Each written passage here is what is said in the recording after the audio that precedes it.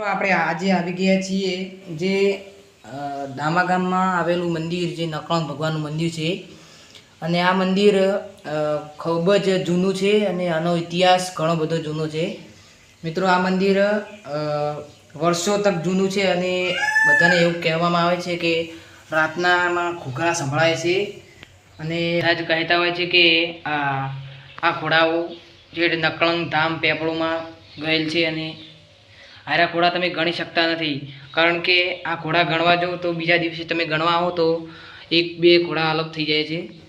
અને આ મંદિર મિત્રો ડીસા તાલુકાના દામા ગામ ખાતે આવેલું છે અને આ મંદિરની એવી વિશેષતા છે કે રાતના સમયે ઘૂઘરા સંભળાતા હોય છે।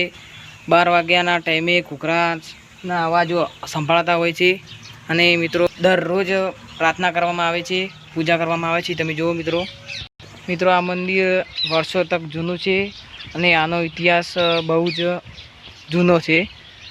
જો આ મંદિર ડીસા તાલુકામાં દામા ગામ ખાતે આવેલ છે। અહીંયા વર્ષે મેળો ભરાય છે, જે 1/1/2026ના રોજ મેળો ભરાણો હતો અને આવાના વિડીયો તમને બતાવીશું મિત્રો। આ મંદિરને નકળંગ નેજાધારી કહે છે, પણ આ મંદિર દામા ગામમાં આવેલ છે, જય શ્રી નકળંગ ધામ દામા। અને તમે જુઓ મિત્રો આજે પ્રભુના પગમાં બાંધેલા ઘૂઘરાઓના અવાજ સંભળાયો છે અને તમે રાતના અહીંયા ચાલો તો તમે ચાલી શકતા નથી, કારણ કે આ મંદિર ખૂબ જ વર્ષો તક જૂનું છે।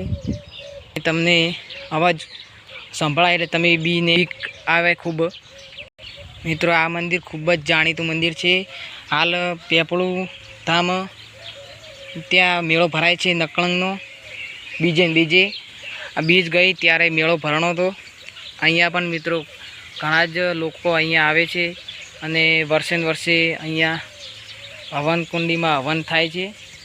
મિત્રો આપણો વિડીયો આટલે રાખીએ। જય માતાજી।